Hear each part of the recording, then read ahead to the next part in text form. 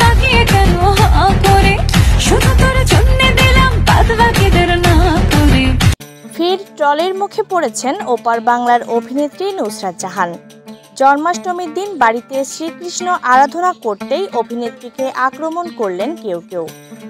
মুসলিম হয়েও কেন হিন্দুদের উৎসবে সামিল হলেন তিনি, তা নিয়ে সোশ্যাল মিডিয়ায় একের পর এক কটাক্ষ।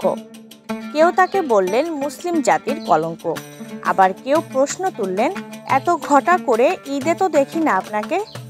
সোশ্যালে শেয়ার করা ছবিতে দেখা গেছে ছাই রঙা শাড়ি পরে পুজোর ঘরে বসে আছেন নুসরাত। লাল কাপড়ে সাজানো কৃষ্ণ, পাশে দোলনা, সামনে ভোগের থালা। মুহূর্তেই ভাইরাল হয়ে যায় সেই ছবি, আর সেখানেই উঠে এলো কুরুচিকর মন্তব্য। তবে নুসরাতকে চেনা যায় তার নির্লিপ্ততায়। আগেও সিঁদুর খেলায় সামিল হওয়া বা দশমীতে সিঁথিতে সিঁদুর পরা নিয়ে প্রচুর কটাক্ষের মুখে পড়েছিলেন তিনি। তবু বারবারই নিজের মতো করে বাঁচা এবং সব ধর্মের প্রতি সমান শ্রদ্ধা দেখানোর বার্তা দিয়েছেন নুসরাত জাহান।